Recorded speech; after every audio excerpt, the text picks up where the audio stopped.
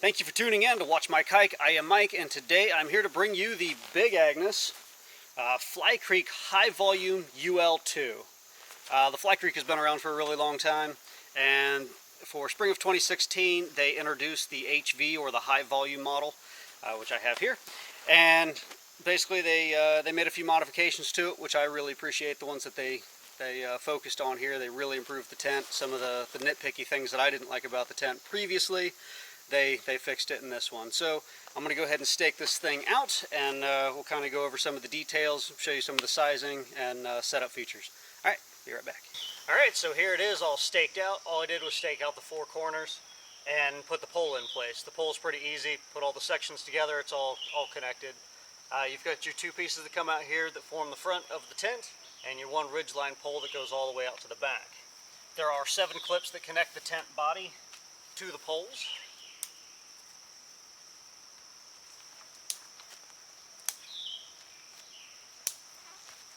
Four in front to give you the shape and structure of the door, and then 3 coming down the ridge line to hold the rest of it up. And that's all it takes to set up the tent body. So I'm going to give you a closer look at some of the little components of the tent and part of what they modified to make the HV model.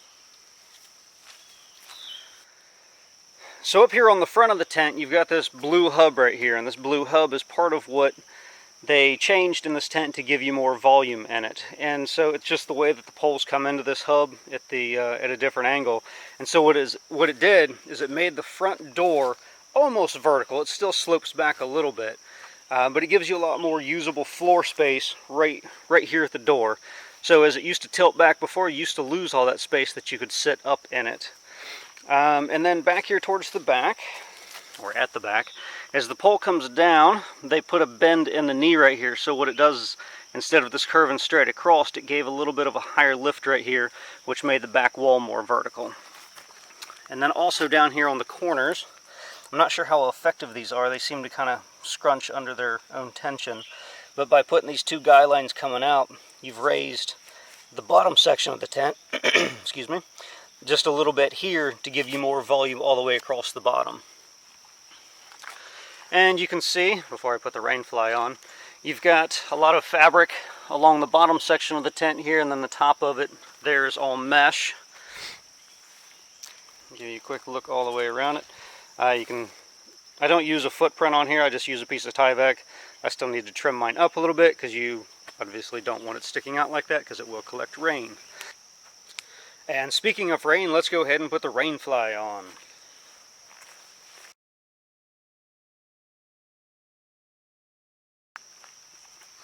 And there she is with the rain fly. Before we take a look around it, I do want to point out that this tent comes with 11, that's great, 11 tent stakes. And they use these right angle deck stakes. They're good stakes, but they are a little bit heavier than I like to use. And I do replace them with the MSR carbon core stakes. So as we're looking around it, that red top you see sticking out is from the carbon core stakes.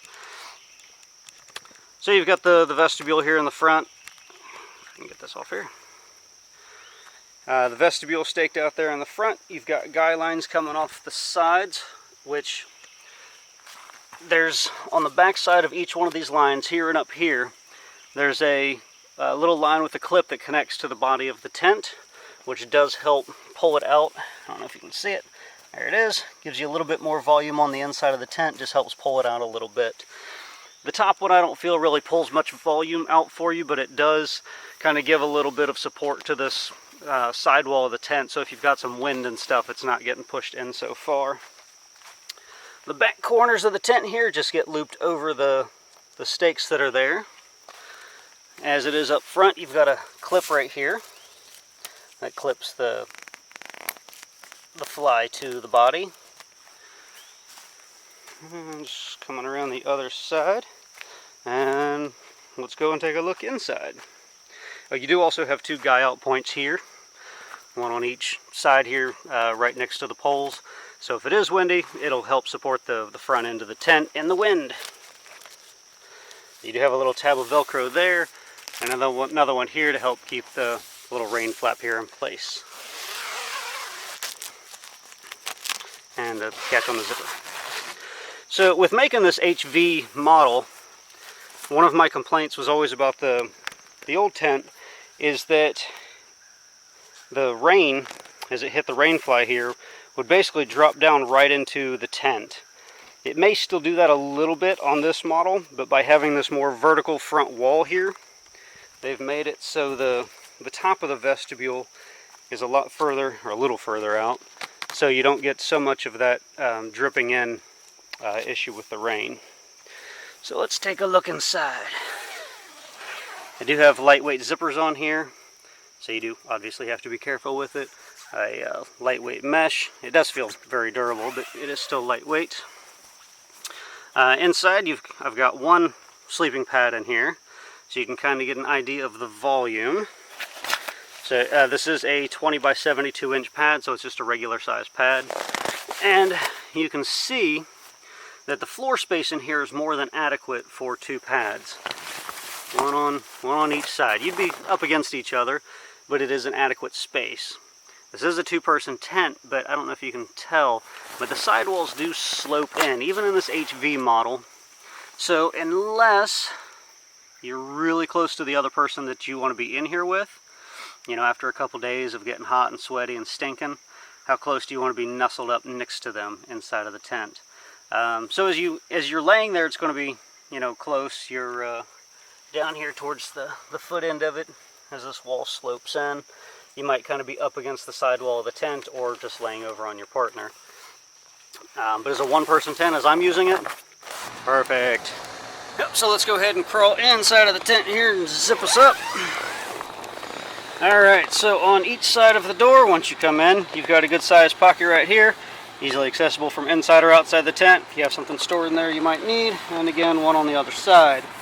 Right above your head, you've got this little pocket right here, which I found great to put in a deflated Lucy light. Great place to disperse the light all the way across your tent.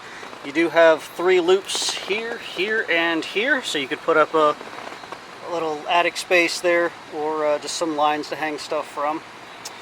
You do have a little draw cord here. You can tie your door back. Same thing with your vestibule. You've got quite a bit of room out here in the vestibule, from my knees to my feet out there. Plenty of room for a pack, even enough to kind of push it off to the side so you're not having to climb over it every time that you get in and out of the tent. As you look back into the tent, you can see where the guy line's here, kind of pulling it out. Opens it up just a little bit, but like I said, I think it's more to support that large open wall for the wind. And you can kind of see the other guy line down there. So, if you look on bigagnes.com, you can find all the different weights and everything. I didn't find any big discrepancies. My scale put everything to within about 1/4 of an ounce to what they put for their trail weights and total weights. The one thing about the tent that I did find that might be of note for backpackers and cyclists, the poles that come with this, as they're folded, they're 11 inches long, or I'm sorry, they are 18 inches long, and that might be a little long for however you might be packing, so just note that. Like I said, I do replace the stakes with the MSR carbon core stakes, as I can save just over 2 ounces by doing that. So those are my only changes that I would make on the tent. And I hope you found this video useful. And if you like what you see, please subscribe right here. So anyway, I hope to see you out on the trails. And thank you again for watching Watch Mike Hike. And I'll see you next time. Happy trails. Bye.